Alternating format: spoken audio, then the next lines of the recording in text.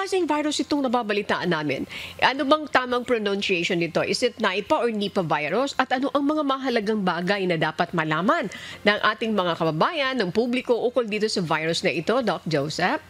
Thank you.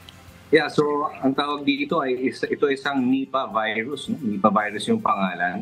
Isa siyang zoonotic virus, no? Pag sinasabing zoonotic, parang zoo, ibig sabihin may kinalaman sa mga hayop, no? At nasabi nyo na actually kanina, no, nakikita usually ang Nipah virus sa mga paniki, no?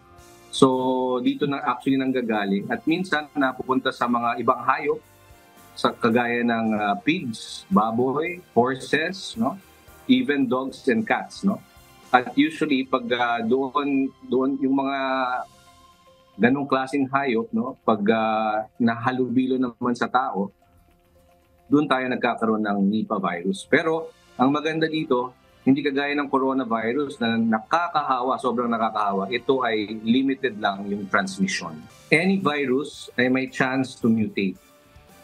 Kaya lang, yung Nipah virus, hindi maganda yung chance niya na mag-mutate. Kasi usually yung mga virus na malakas mag-mutate ay yung mga replicate. Parang coronavirus, influenza virus, dahil na sobrang nakakahawa sila, napapasa sila ng napapasa sa iba-ibang mga tao.